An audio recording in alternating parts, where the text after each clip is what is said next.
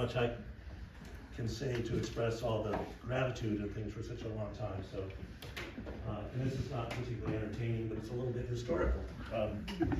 Tobin actually had the best line a week ago, posting in the math department, saying that Frank and Teddy have combined for 46 years.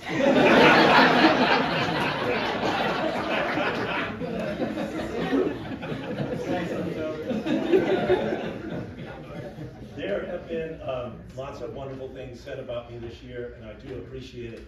But that was not always the case. In this room, I have been cheered, celebrated, criticized, respected, disrespected, and challenged. So I thought I'd tell a story. I'm not really sure why, but sometimes stories are helpful, and many of us were here in this room almost exactly a year ago for a very therapeutic and even cathartic roast of Ben, and it just struck me that laughing together is sometimes good because we can be awfully serious because it's serious work. And I would tell Ben frequently, I would check in with him about it. I said, Ben, you tell great stories, and sometimes they even have a point. And a year ago we had the laugh machine, Craig, but he would laugh and then say, which ones? You know? So this story is just a few minutes and about perspective.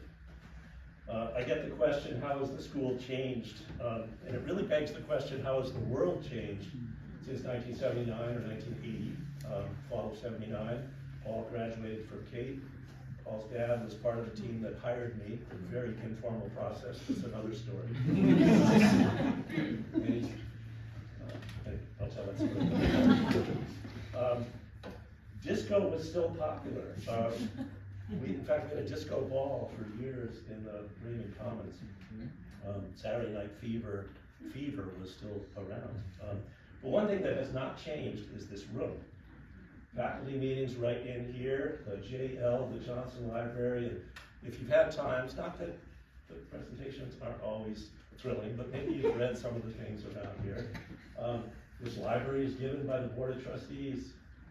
Bishop Joseph Horsfeld Johnson, actually a famous name in Los Angeles religious leadership, was the first president of the board here when the school was incorporated. And I have an interest in history and have been working with Judy Savage a little bit on a kind of a revised timeline. It's kind of a fun project. And I didn't know right away, but Reginald Johnson, the famous architect, was his son. And so this design was in large part a tribute to his dad. And I did find out he was, like several of our heads, an 1870 graduate of Williams College. I did a little mental math, and I think it's fair to say that I've been in about 4,000 meetings in this room. Special events, faculty meetings, all kinds of things, and they are the same books. It's just this it's not entertaining. But for the last meeting, I want to take you back for a moment to the very first faculty meeting. So imagine let's see, I guess I just turned 25, and I'm in here. We imagine no TV screen, certainly, no internet. There may have been a typewritten agenda, literally typed, but I doubt it. So June of 1980, and the story I'll get to in just a second, but the interesting thing, of course, and it takes me a while to figure these things out, but I realized when you're the longest tenured faculty member, no one knows the school as a teacher before me. In other words, like all the people that influenced me, several of you talked about mentors, you don't know any of them. Gabby Edwards and I came the same year. She had been in LA, so we've bonded over that. But and the other thing is, none of you were here to contest the story that has been slightly embellished. So here we are, exactly 44 years ago. School has 210 boys. 30 of the 37 teaching faculty were male, over 80%. Thank goodness Gabby was there. As opposed to our teaching faculty today, I took Troy's spreadsheet. This is a rough number, but 31 female identifying to 25 males, so we're about 55-45 teaching faculty at this point, and it took a long time. Student bodies increased 43% from about 210 to over 300. Teaching faculty, and this is not including counselors, all the other positions, has increased 54% as our program has expanded, as we saw, and it's expensive. So imagine it's this is the end of the year meetings, but a typical meeting, it's Monday night, most everyone's in coat and tie, because we had 5 formal dinners a week. When we went to 4, there was incredible cheering. We had Friday night off. So Sunday night was formal dinner, combo 2 or 3 times. Faculty spoke. So faculty meeting was 5 to 6 o'clock. So you can imagine all the kind of tweed and corduroy coats. Saturday classes every week. Okay, so picture that. Okay, and now imagine a smoke-filled room in here. So my memory fades on some of this, but secondhand smoke concerns.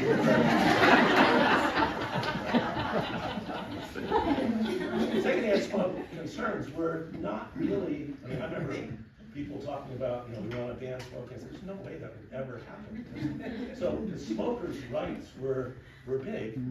We're private property. Our head, assistant head, dean of students were heavy smokers, particularly under stress. So when there were discipline meetings at night, you go into a smoke-filled room. I raised this concern, kind of stupidly. He said, and I'm sure I stammered through it, which is, I have a concern that this was with several of the administrators in the spring, that I'm a little uncomfortable. We have to go to these meetings. It's one thing to smoke in your office, but it's another thing in the public rooms. And it was met, like several of my ideas, with a, okay.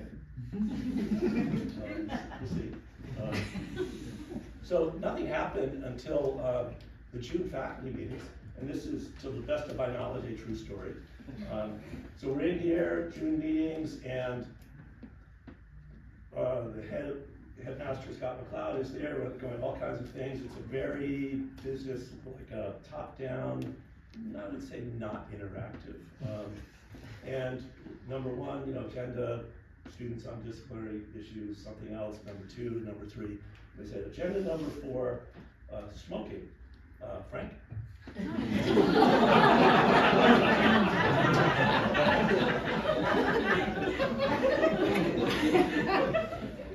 This was a scarring experience. It is hard to present in faculty meeting. I know it, I've done it many times, but it was nothing like that. So I'm sitting right over there. I don't know if I stood up here, probably not. I don't know if I even could stand. But I remember just standing up and saying something like, I'm looking at the smokers who are lost. And I really don't really think that public places should. Somehow I got that, and was met, as sometimes even happens today, with deafening silence. Finish and go, okay, we're good. Any discussion? Thank you. All right, number 5. So that's pretty much the story. I've told it a few times at lunch, because when people say how have things changed, and I fully understand, we're here from years 1 to 45 and experience, and bring different worlds to this place. And my perspective is, when you think, things like that, it's kind of worked that way, because that's the place I came into.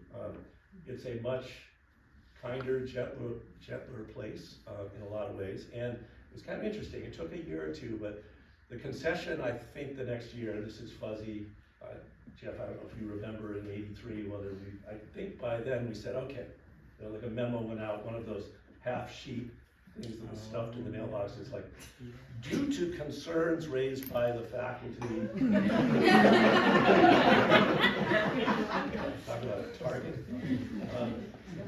We will, or please refrain from smoking in required meetings. So that was the first step. Like, if you have to be in here, okay, we're not going to blow smoke in your face.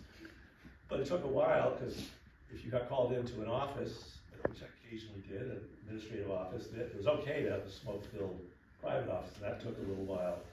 And I have good relationships with the people that I fought with at the time, but I remember at one point, the smoke was flowing out of the bottom of the door into my office when we were kind of chasing it, and they said, look, okay, I mean, just come in here, can you smell it? And I said, no, I can't smell it because I smoke. So, and then it was just a quick Emily story. Some of you know her. She certainly would take on anybody. And so by about 1990 in the faculty room, right, when we put in the gas fireplace, Alan Gunther would still smoke in the faculty room, but he would do this. He'd stand there.